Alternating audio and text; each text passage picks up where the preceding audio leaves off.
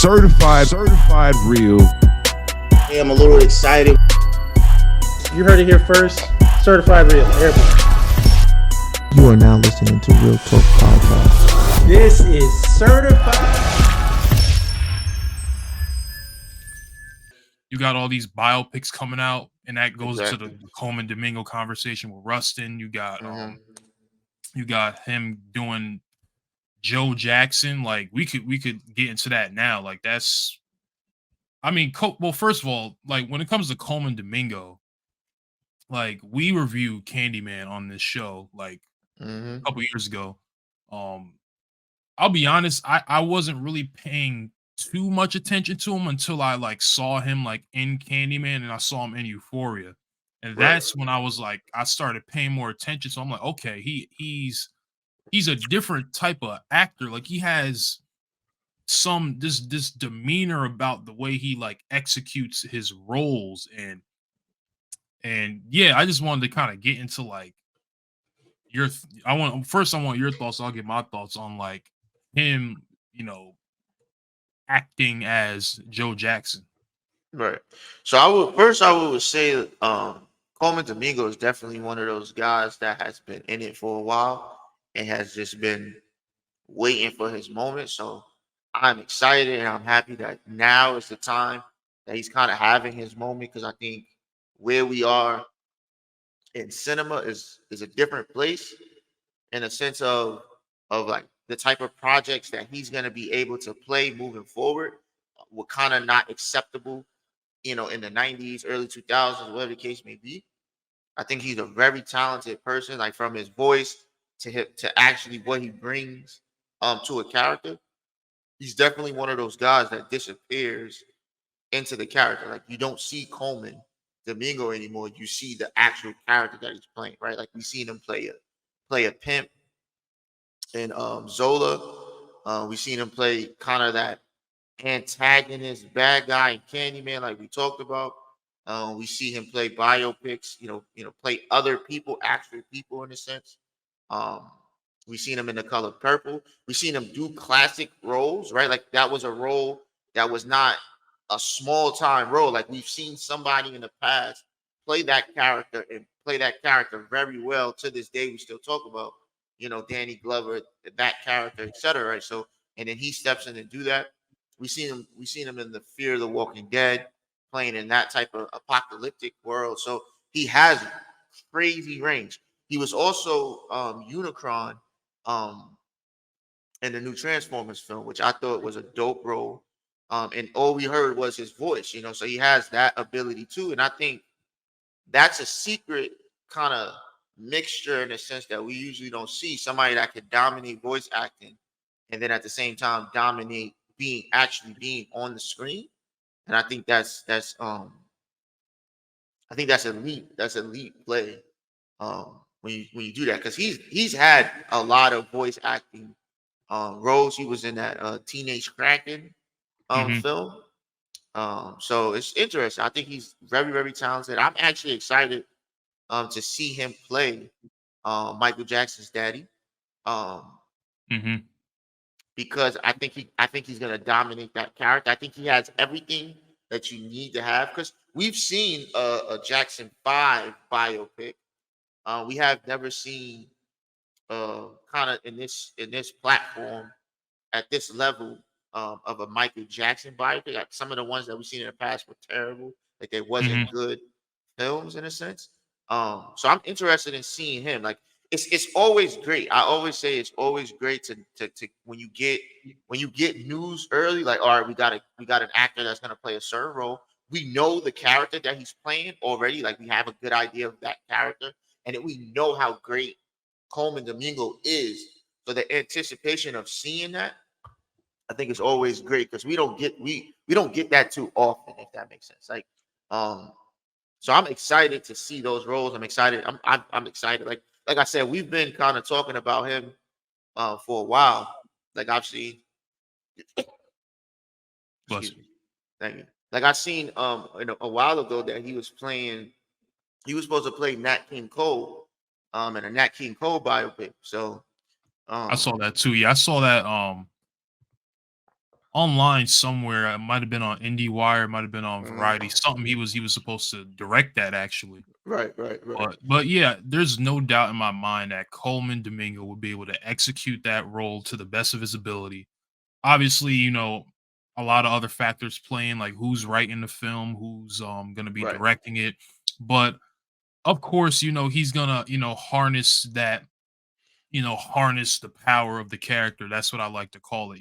He's definitely going to be able to do that. And just it was just interesting to kind of see his dialogue. Like, well, dialogue is a separate conversation. I meant to say catalog of work.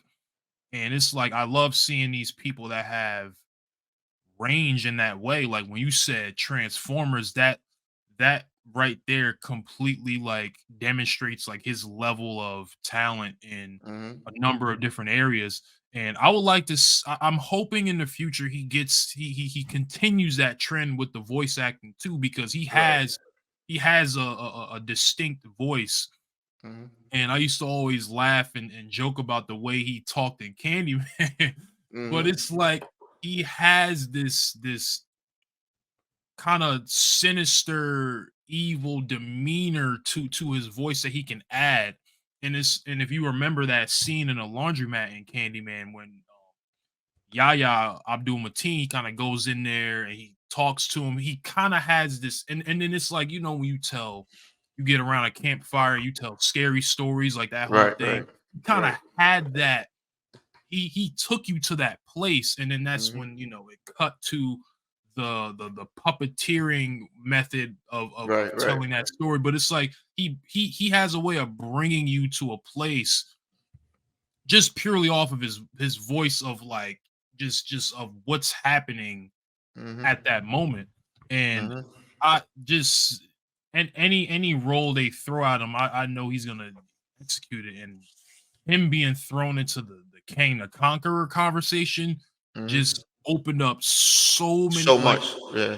Mm-hmm. like I was like, yo, I know for a fact if this dude gets that role, It's over. it's I think oh, I personally think that Coleman Domingo is one of the only actors across the board, like no matter man, woman, black, white, etc. I think he's one of the only actors that you can throw into Kane and he'll dominate it and kill it so well that we'll kind of forget that Jonathan Majors had that role, if that makes sense, right? So I think that's how great he can be in that role. And I think that's a credit.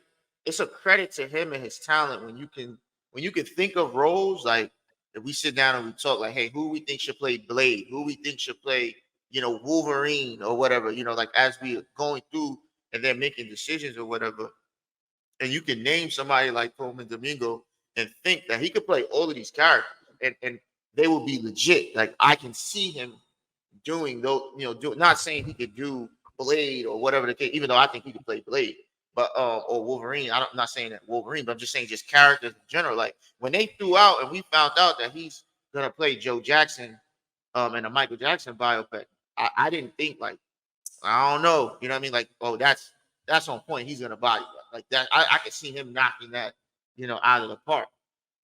And we've already seen him play, actual real, real time people, real people that actually was alive. And then you're gonna give him all this time.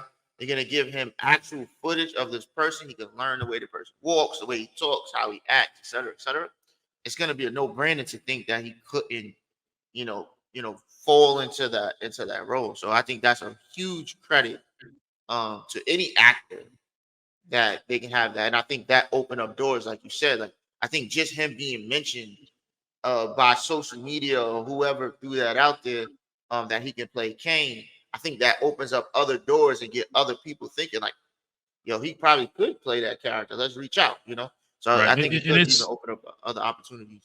Yeah, it's problematic for me because I wouldn't say I would forget that Jonathan Majors had that role, because I kind of did start to kind of internalize Jonathan Majors as King the Conqueror, and Mhm. just based off of the projected films that were gonna happen, Avengers, Secret Wars, and the Kang Dynasty.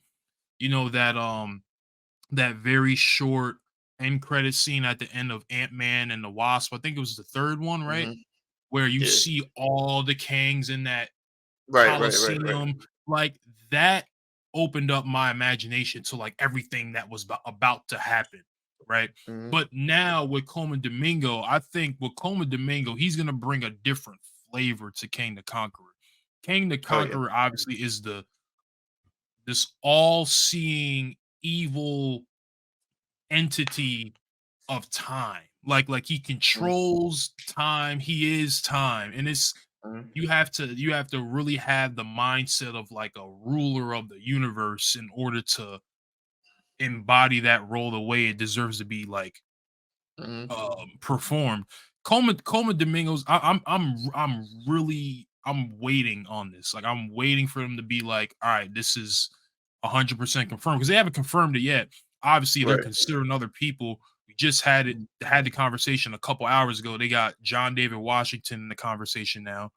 Mm-hmm. Who knows? They might throw Tyrese's ass in there. Like they just like Throwing it they out just there.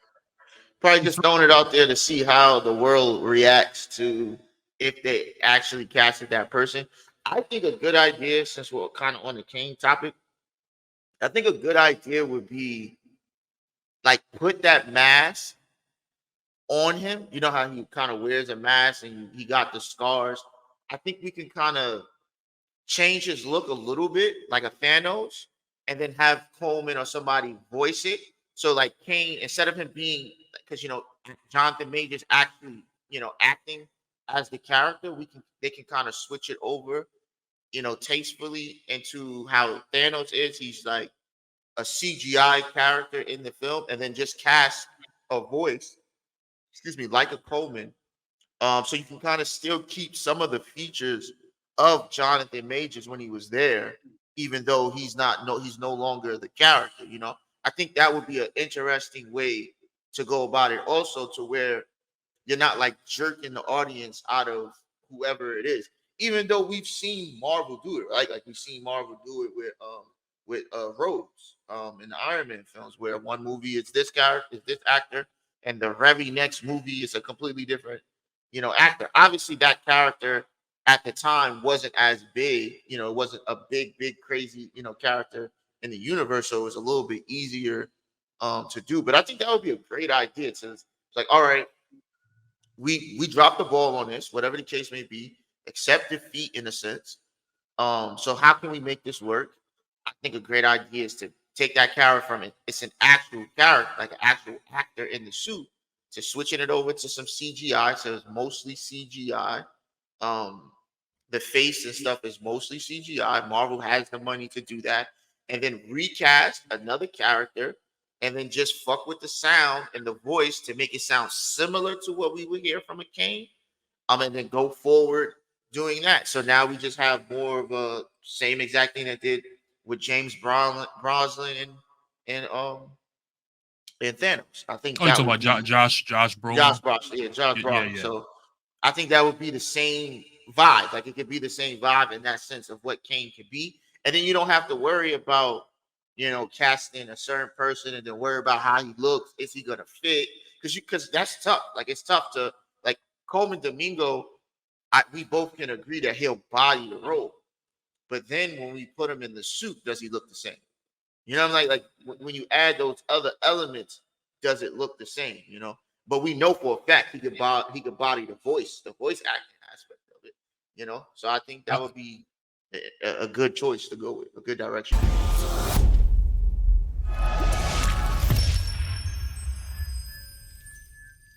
Certified real.